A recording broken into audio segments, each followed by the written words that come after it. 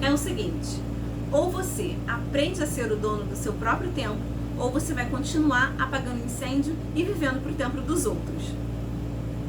Oi, eu sou a Raquel, do canal Raquel e Meg, e hoje eu quero falar aqui como a gente pode se tornar cada vez mais dono do nosso próprio tempo. Gente, quando eu tive a minha filha, há quase 7 anos atrás, algo que já vinha me incomodando há algum tempo, começou a ficar mais evidente, começou a me incomodar cada vez mais, que é o fato de eu começar a esquecer as coisas e de eu nunca ter tempo de fazer o que eu gostaria de fazer. Porque eu acumulei, né, a maternidade a todas as outras funções que eu já tinha na minha vida. E eu não me organizei de uma maneira adequada para isso. Então eu continuei querendo viver uma rotina de dia a dia de uma mulher que não tem filhos, com a mesma rotina dessa mulher que não tem filhos, para uma rotina incluindo a maternidade dentro dessa rotina. Isso não quer dizer que não era possível isso, é claro que é possível, só que eu precisava me organizar melhor. E aí, com a maternidade, ficou mais evidente que eu precisava me organizar melhor, eu precisava encontrar formas de priorizar aquilo que era necessário para a minha vida, para o meu bem-estar, para os meus desejos, sem deixar os outros pilares da minha vida muito desequilibrados.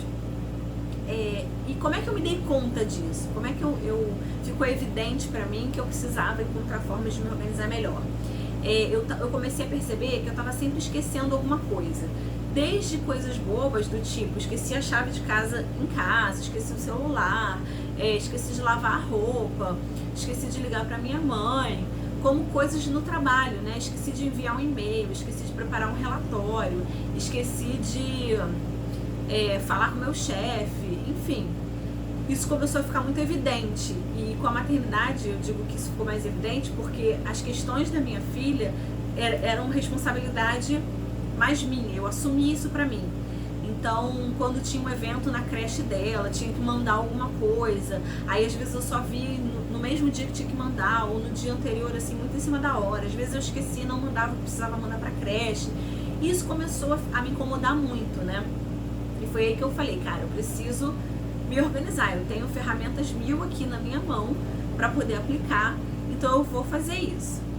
E foi aí que eu comecei a ser mais dona do meu tempo, sem necessariamente deixar de fazer algumas coisas para outras pessoas, só que eu aprendi uma forma de dizer não quando eu precisava dizer não, e quando eu dissesse sim, sabendo o que aquele sim acarretaria na minha vida, nas minhas prioridades, ou se não teria nenhum impacto.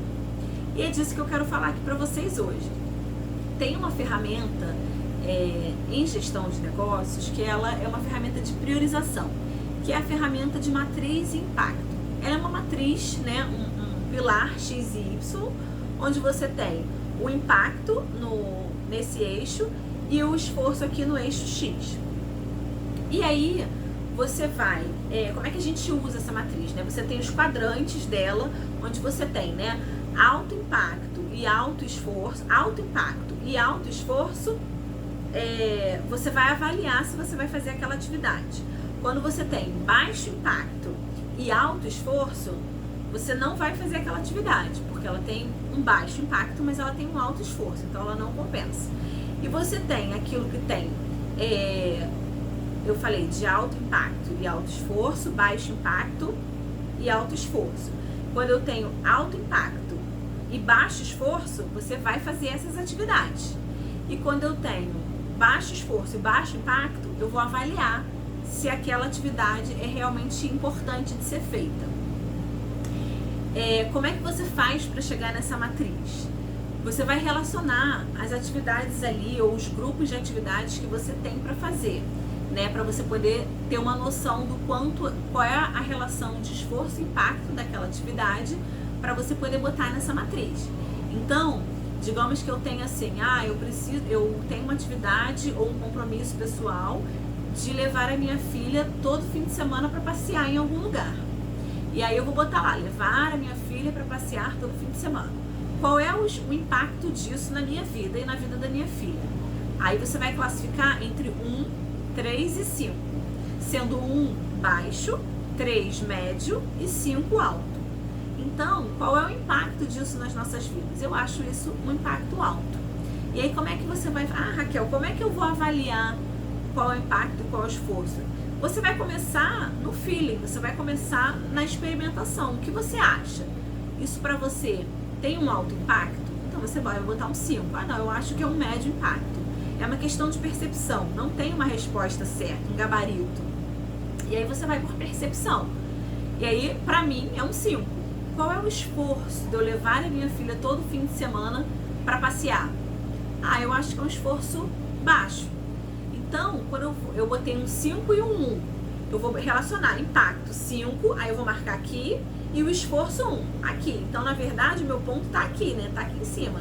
Eu tenho um alto impacto e um baixo esforço. Essa é uma atividade que tem que estar no meu topo da minha lista, que eu tenho que priorizar, porque ela tem um alto impacto e um baixo esforço. Se eu estou abrindo um negócio, qual é o impacto disso na minha vida? Ah, isso é um alto impacto, um 5. E qual é o esforço de abrir um negócio? Ah, o esforço de abrir um negócio também é um 5.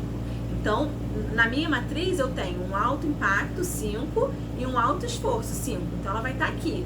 Alto impacto e alto esforço, eu preciso avaliar se aquilo ali é realmente prioritário. E aí, quando eu tenho muitas atividades ou muitas ações que estão nesse quadrante da minha matriz de alto impacto e alto esforço, eu tenho que primeiro avaliar se eu estou classificando corretamente. Porque se tudo tem alto impacto e tudo tem alto esforço, é estranho. Ou então você está escolhendo muitas coisas muito importantes para fazer ao mesmo tempo. E aí o que eu sugiro é que se você tenha muitas atividades de alto impacto e alto esforço, você avalie se realmente é essa classificação que essas coisas têm.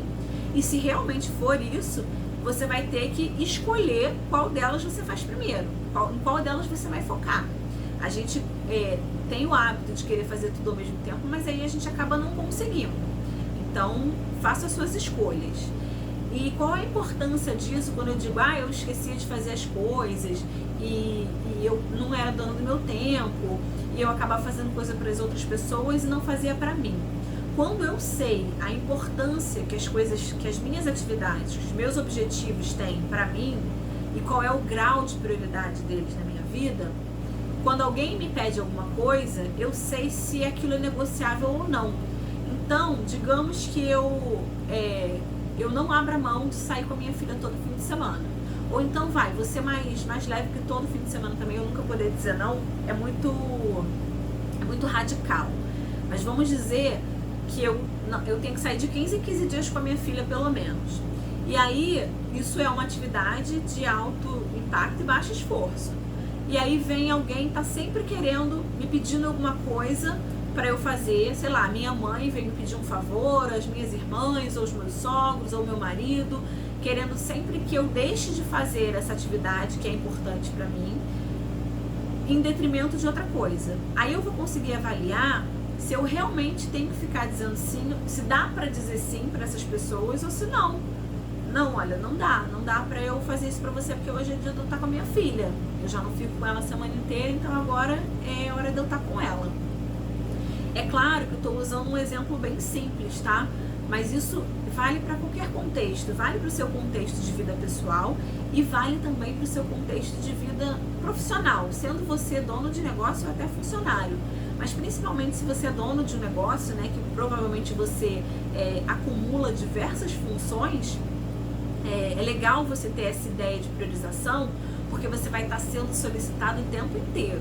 Se você já tem uma grande equipe ou uma pequena equipe, de qualquer forma as pessoas vão estar sempre te procurando e te buscando para as questões delas. E aí você precisa saber se naquele momento que aquela pessoa está te buscando, dependendo do que aquela pessoa está precisando, o assunto que ela queira, se você pode deixar de fazer o que você tinha planejado ou não, em função da sua matriz de impacto e esforço. Então, é legal a gente pensar nisso nesse sentido, né? E aí, nesse meu processo, né, além de eu começar a priorizar os meus objetivos, eu não priorizo necessariamente as minhas atividades, eu priorizo os meus objetivos. Então, eu tenho um objetivo profissional, eu tenho um objetivo pessoal, eu tenho um objetivo social, um objetivo espiritual, enfim. dentre todos os meus objetivos, eu faço uma priorização entre eles e eu tenho várias atividades relacionadas àquele objetivo. Então, digamos que eu tenha 3 objetivos: um objetivo profissional, um objetivo pessoal e um objetivo social, tá? De socializar, de fazer amizades ou de manter os meus relacionamentos sociais. Aí eu vou priorizar esses 3 objetivos e digamos que para esse ano o meu objetivo principal seja um objetivo profissional. Então, todas as atividades que estão relacionadas a me levar para esse objetivo profissional, elas são prioridade da minha vida. Toda vez que eu estou planejada para cumprir alguma atividade do meu objetivo profissional, que é o meu prioritário, e alguém me pedir alguma coisa, eu tenho que avaliar se eu devo fazer ou se eu não devo. Claro, dependendo do que essa pessoa esteja precisando. Mas muitas vezes o que essa pessoa precisa não é urgente. A maioria das vezes não vai ser urgente, não vai ser uma questão de vida ou morte. Então você pode negociar com aquela pessoa de atender ela em outro momento, né? Então é legal a gente falar sobre isso. E aí nesse processo de me organizar e de aprender a planejar melhor, eu fui desenvolvendo e aplicando algumas técnicas e algumas ferramentas de planejamento e organização. E aí primeiro, né, qual é a diferença de planejamento para organização? É comum a gente achar que é a mesma coisa. Não é, conceitualmente não é a mesma coisa, tá? E é legal ter essa clareza dessa diferença, porque você vai saber em que momento você tá ou o que você tá precisando mais. O planejamento, gente, ele tá ligado à parte mais estratégica, né? O planejamento tem a ver com objetivos de vida, com objetivo profissional, com estratégia de como conseguir fazer determinada coisa. Tem a ver com essa parte mais macro. Então, eu vou me planejar. Quando a gente fala assim, vou fazer um planejamento de início de ano. Então, você vai planejar ali o que você quer alcançar durante aquele período.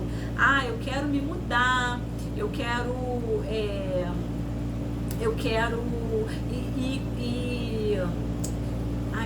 eu quero ir visitar a minha mãe que mora longe, eu quero fazer uma viagem para o exterior. Isso tem a ver com planejamento. Aí eu defino o que eu quero, o meu objetivo, e planejo. Eu pretendo fazer isso em tal data, tem a ver com meta. Eu pretendo fazer isso em tal data, eu vou precisar ganhar mais dinheiro, ou eu vou precisar pegar dinheiro emprestado, ou então eu vou precisar que a minha irmã me ajude. O planejamento tem a ver com isso. A organização, ela tem a ver com a rotina, com as atividades, com o dia a dia.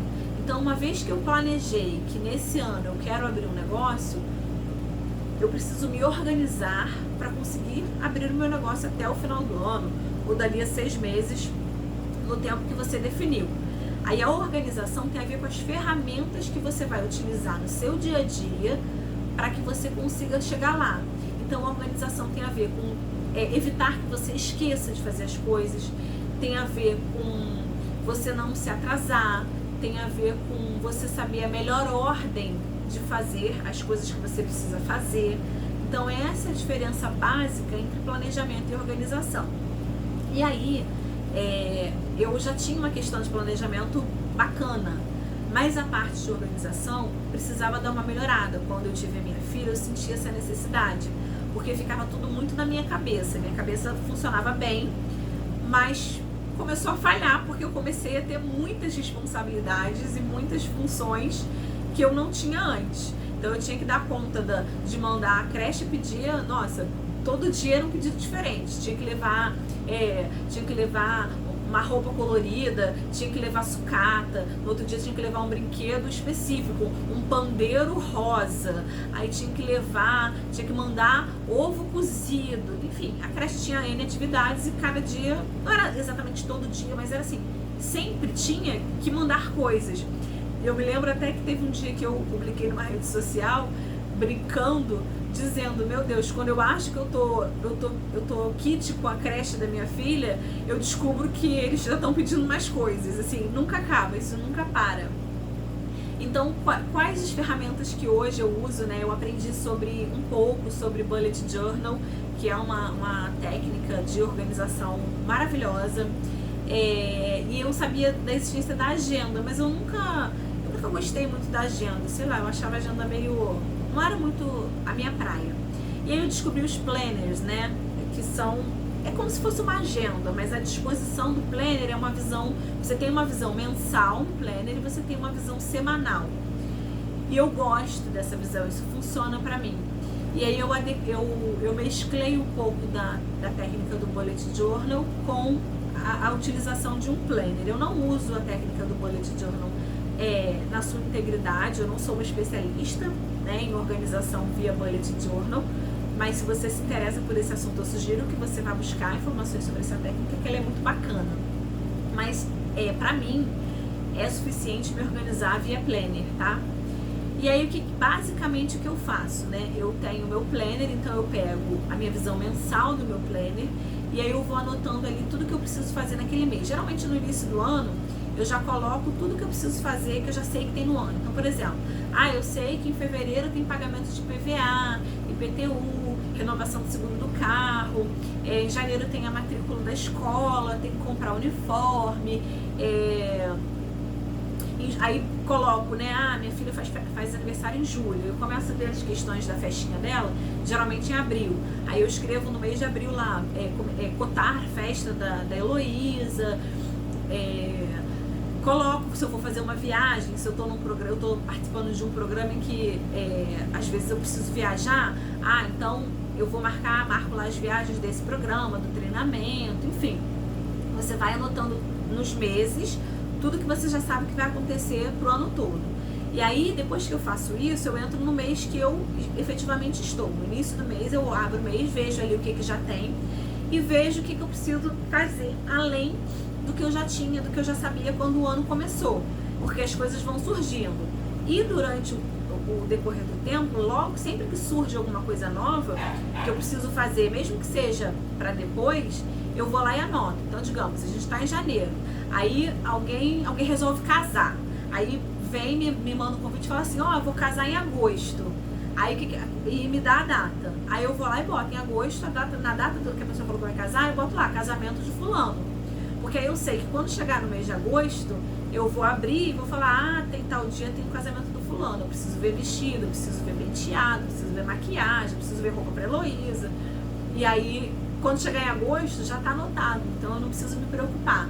Se for no início do mês, eu anoto um pouco antes, no mês anterior, porque para eu me preparar, né? Para eu não chegar no início de agosto e não ter nada pronto pro casamento.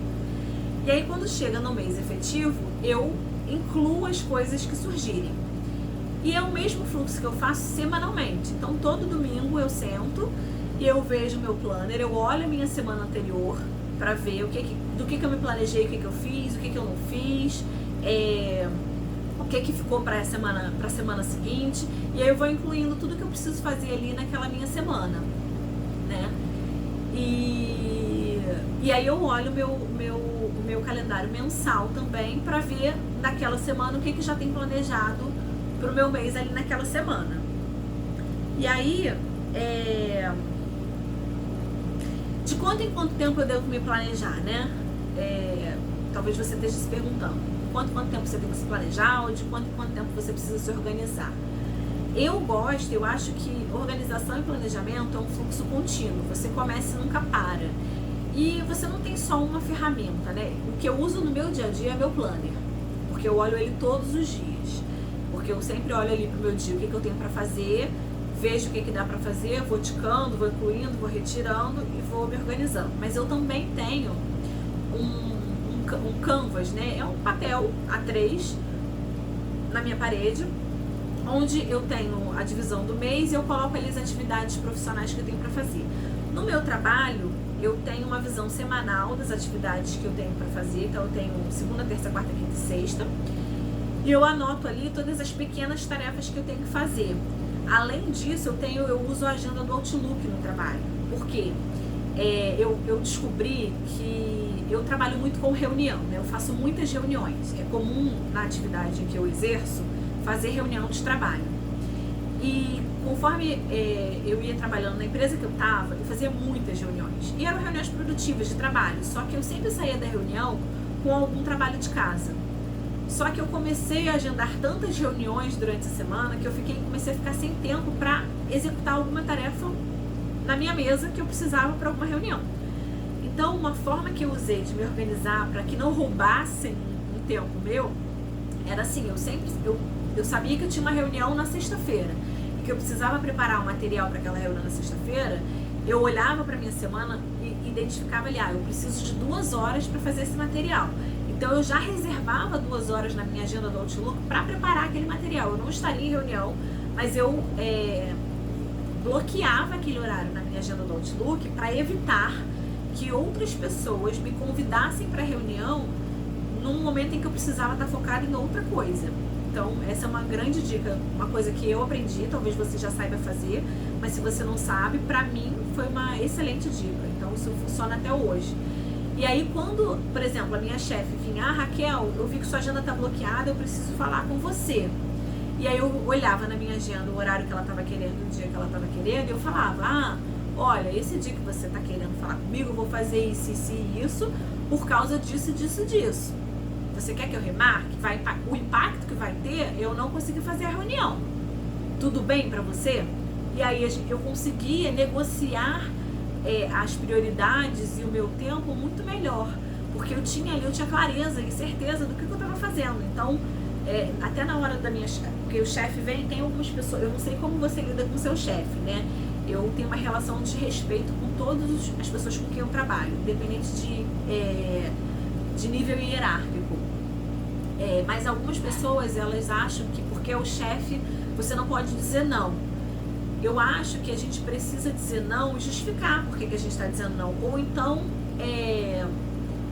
propor alguma alternativa, explicando por que a gente está propondo uma alternativa. Então, se seu chefe está te pedindo alguma coisa, ou se seu funcionário está te pedindo alguma coisa e você está ali numa saia justa, sem saber como negociar ou como pedir um jogo de cintura, quando você sabe o que você tem que fazer e por que você tem que fazer, é mais fácil de você negociar. E aí, além de fazer essa questão do bloqueio da agenda do Outlook, eu também tenho uma visão semanal que eu mesma fiz no Excel e imprimo, onde eu anoto as pequenas tarefas, né? Então, eu tenho as reuniões que eu preciso fazer, eu bloqueio a minha agenda para os grandes trabalhos, então trabalhos que vão me demandar um pouquinho mais de tempo para executar, mas sempre tem uma pequena tarefa. Ligar para o fulano, enviar um e-mail XYZ, marcar uma reunião assim assado. Eu não preciso marcar isso no Outlook, eu não faço assim. E aí eu vou e anoto nessa minha agendinha semanal que fica na minha mesa do trabalho, e isso me ajuda a não esquecer e me ajuda a remanejar. Se eu não conseguir fazer, eu consigo ver até quando eu consigo ou não consigo fazer. E aí, conforme eu fui aplicando essas técnicas e fui me aprimorando nelas, eu fui errando também, né? E uma das principais dores, ou um dos principais erros que eu cometi quando eu comecei a me planejar e me organizar melhor, foi justamente eu comecei a botar muitas coisas para fazer no mesmo dia. Então, meu planner no início, ele tinha assim, quase aquela coluna do dia quase que completa. Eu não tinha nenhum respiro. E isso não é real. Você não vai conseguir fazer muitas coisas, assim. Eu tinha essa expectativa, né? Eu vou botar aqui, eu botava o quadradinho, escrevi o que tinha que fazer, botava várias coisas. A gente superestima o tempo. Então, conforme eu fui fazendo e fui percebendo que eu não conseguia cumprir a maior parte daquilo, eu fui percebendo assim que não cabe tanto, apesar de eu ter espaço no papel, no dia a dia não cabe tanta coisa. E aí você vai ter que experimentar, né? Você vai começar a colocar coisas ali, e quando você começa a colocar coisas ali no seu planejamento, na sua organização semanal, diária, e começa a perceber que você nunca está cumprindo, você deve estar colocando coisa demais para fazer. Só está cumprindo 1, 2, de 5, de 10, deve ter muita coisa. E aí você aprende, isso começa a ser uma percepção, um aprendizado de quanto tempo você leva para fazer cada coisa, você já começa a distribuir melhor. Hoje em dia, eu tenho uma noção clara de quantas coisas cabem efetivamente no meu dia, e eu consigo cumprir mais, porque eu consigo distribuí-las melhor durante o tempo, porque eu já sei mais ou menos quanto tempo vai durar. Eu acerto sempre? Não, eu não acerto sempre. Tem coisas que eu coloco lá para fazer e eu não faço, não consigo fazer, não tenho tempo, alguma coisa entra na frente e tudo bem, isso vai acontecer, tá? apesar da gente priorizar e a gente até poder dizer não e muitas vezes dizer não, ainda assim vão ter vezes que não vai funcionar, que a gente vai ter que passar alguma coisa na frente e vai deixar de fazer aquilo que a gente tinha se planejado. Mas o principal erro que eu cometi foi esse, achar que dava para fazer muito mais coisa do que na verdade dava, apesar de caber no papel. Então não é porque cabe no papel que necessariamente você consegue fazer, e tá tudo bem, tá? É só gerenciar a sua expectativa. E aí, eu queria falar pra vocês também um pouquinho, eu tô olhando pra baixo do meu roteiro aqui. Qual é o limite, né? Qual é o limite do controle? Eu sou uma pessoa que eu gosto naturalmente de um controle, tá? Eu tenho essa característica de gostar, de controlar efetivamente, né? Saber se eu tô fazendo, se eu não tô fazendo, se eu tô progredindo, se eu não tô progredindo, eu gosto disso. Então eu também, um outro erro que eu caio às vezes é controlar demais. E é importante a gente saber o limite do controle, porque controle demais, gente, atrapalha.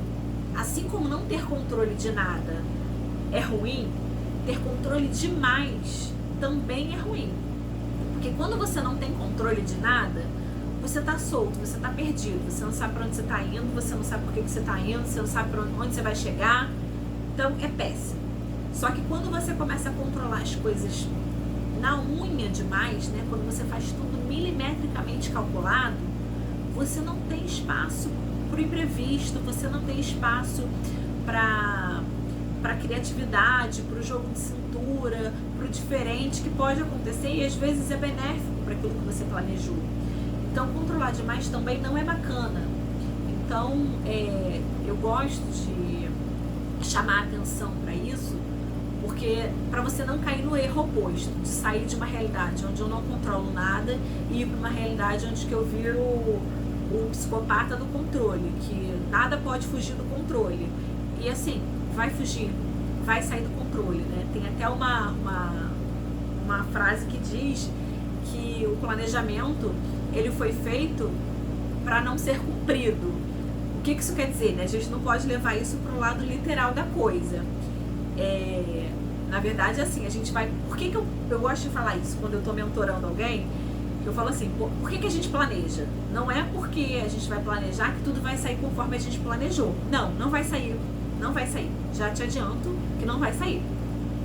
O que acontece é que quando eu me planejo e aquilo que eu planejei acontece de uma maneira diferente, eu sei exatamente o que eu preciso fazer para voltar para onde eu preciso voltar para chegar onde eu quero chegar, porque eu me planejei.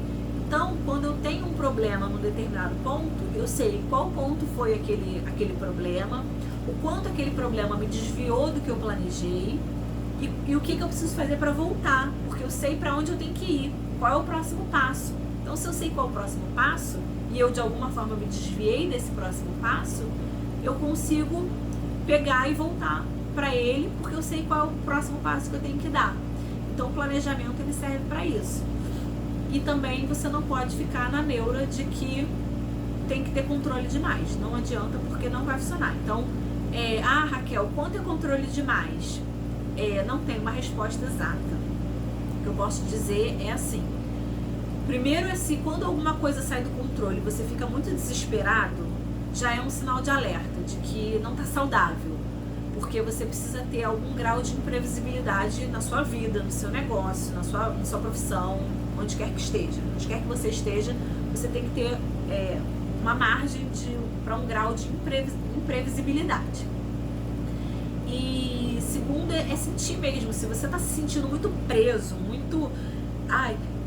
por exemplo, eu já fiz uma vez uma dieta que é do Vigilantes do Peso.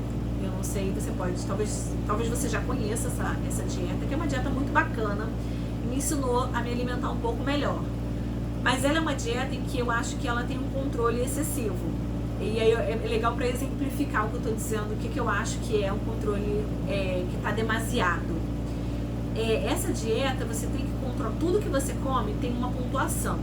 E aí você anda com um caderninho dessa dieta, onde tem um ponto. Então, eu comi um pão francês, tem tantos pontos. Aí eu tinha que ir lá, pão francês, tantos pontos, eu anotava. Manteiga, uma colher de sopa, tem tantos pontos. Uma fatia de peito de peru light branco, aí tantos pontos.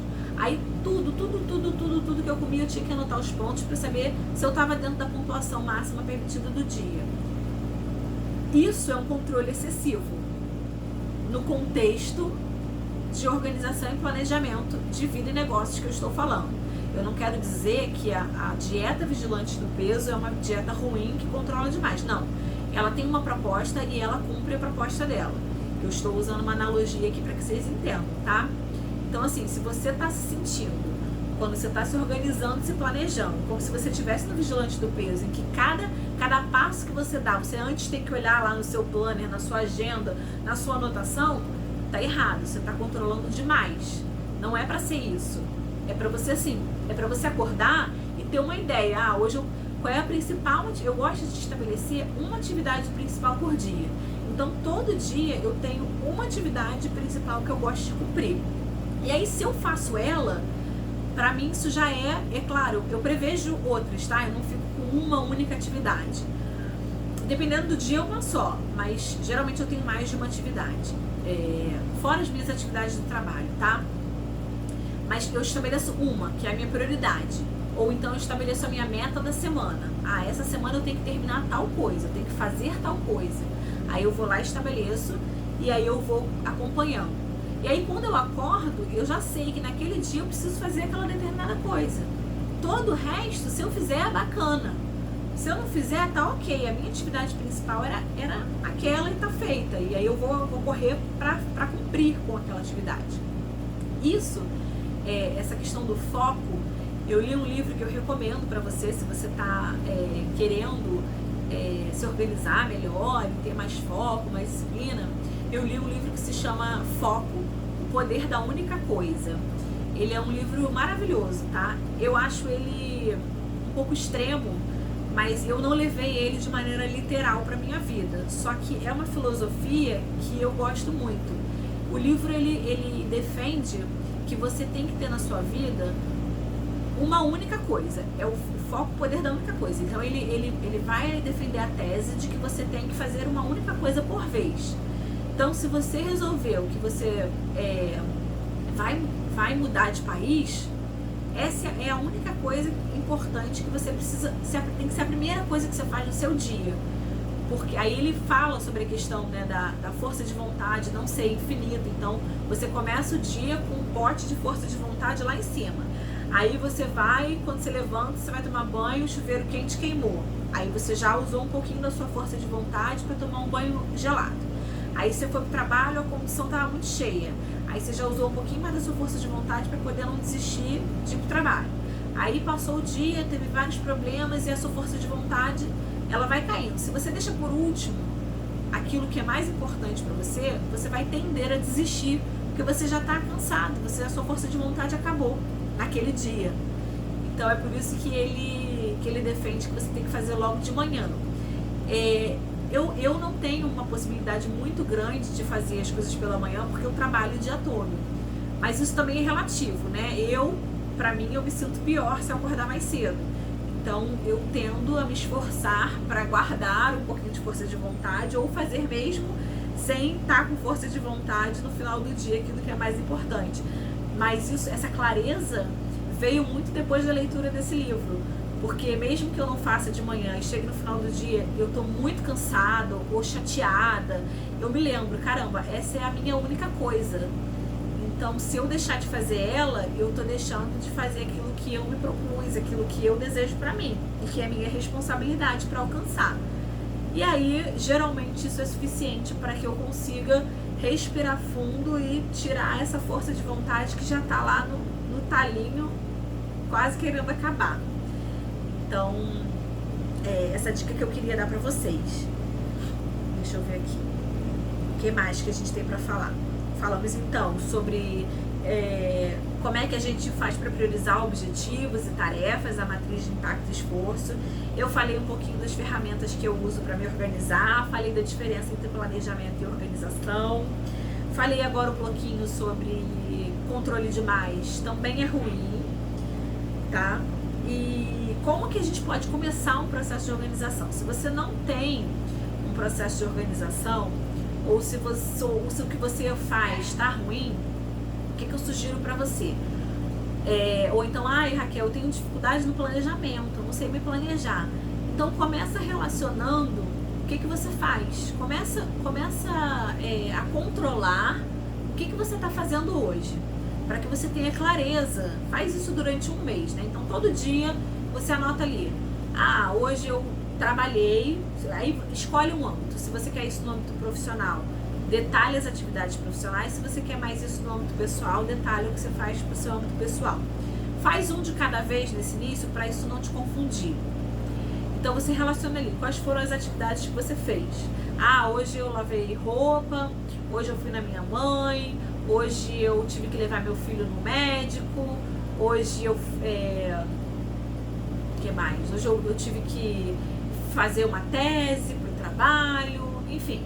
Relaciona tudo que você está fazendo no seu dia e faz isso durante aí umas 2, 3 semanas. Se der, você faz até durante um mês. Depois que você terminar de fazer somente listar, você para e olha para tudo que você faz e identifica o padrão. O que te toma mais tempo, no que você faz mais, para onde você está direcionando mais os seus esforços.